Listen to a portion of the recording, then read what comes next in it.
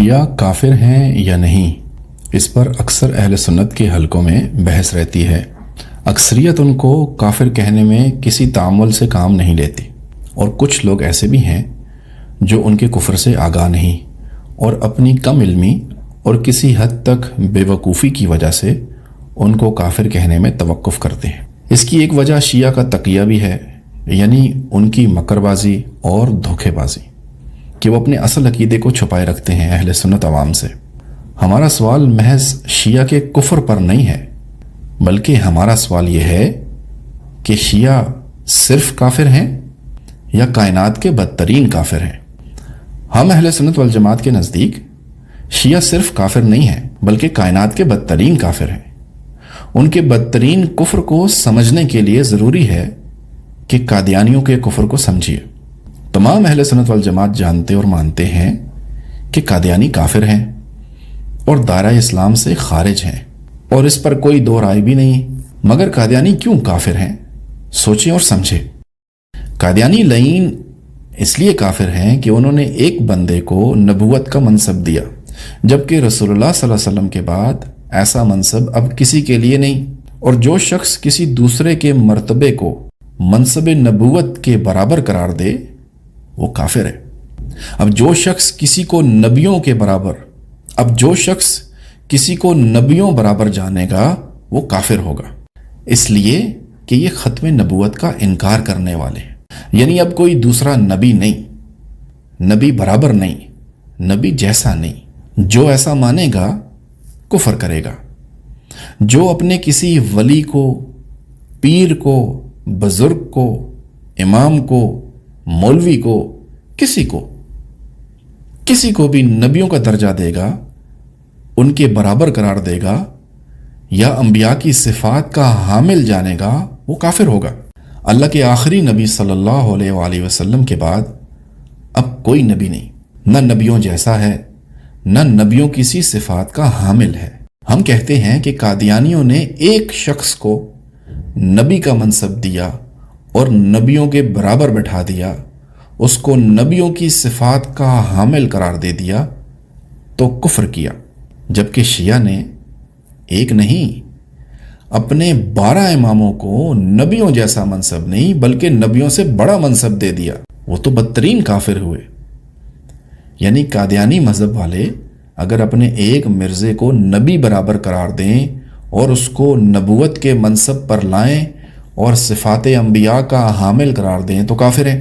شیعہ تو اپنے لیے 12 نبی نہیں بلکہ 12 سپر نبی بنا کر بیٹھے ہیں۔ انہوں نے تو 12 اماموں کو نبیوں سے بلند مقام دیا ہے، نبیوں سے بھی بلند منصب دیا ہے۔ شیعہ کے ہاں ولایت، ان کی امامت نبوت سے افضل ہے۔ ان کے اماموں کے سامنے نبیوں کی کوئی حیثیت ہی نہیں ہے۔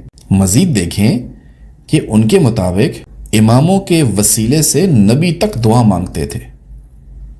نبی نہیں بنتا جب تک وہ شیعہ اماموں کی ولایت کا اقرار نہ کرے۔ ملاحظہ کیجئے، ان کے اماموں پر بھی وحی آتی ہے۔ ان کے امام منصوص من اللہ ہوتے ہیں جیسے نبی ہوتے ہیں، معصوم عن الخطا ہوتے ہیں جیسے نبی ہوتے ہیں۔ امام کی معرفت ایسے ہی لازم ہے جیسے اللہ اس کے رسول کی معرفت، کہ جس نے امام کی معرفت سے انکار کیا گویا اس نے اللہ اس کے رسول کی معرفت سے انکار کیا۔ شیعہ کے امام کائنات کے مالک ہیں اور تمام مخلوقات سے افضل ہیں۔ وہ انبیاء سے بھی زیادہ اعلیٰ و ارفع صفات کے حامل ہیں۔ معلوم ہوا قادیانی ایک شخص کو نبی بنا کر کافر ہوئے، شیعہ اپنے 12 کو سپر نبی بنا کر بدترین کافر ہوئے۔ اگر قادیانیوں نے ایک کو نبوت کا منصب دیا اور ختم نبوت کا انکار کیا اور کافر ہوئے، تو شیعہ نے 12 کو نبوت سے بھی بڑا منصب دیا اور ختم نبوت کا بدترین انکار کیا اور ان سب سے بڑے کافر ہوئے۔ اس لیے ہم اہل سنت کہتے ہیں کہ در حقیقت شیعہ ختم نبوت کے بدترین منکر ہیں اور قادیانیوں سے زیادہ بڑے کافر ہیں۔ ہم اہل سنت والجماعت خلوص دل کے ساتھ شیعہ عوام کو دعوت دیتے ہیں کہ وہ اس کفری عقیدے سے باز آئیں اور دین اسلام کی جانب واپس آئیں۔ ورنہ روز آخرت جو انجام قادیانیوں کا ہوگا، شیعہ کا انجام ان سے زیادہ بھیانک ہوگا۔ جان لیجئے سب کہ کوئی غیر نبی کسی نبی کے برابر نہیں ہو سکتا، بھلے آپ اس کو امام کہیں، خلیفہ کہیں، مجتہد کہیں، کتب کہیں، یا غوث کہیں، یا پیر کہیں، یا مولوی کہیں۔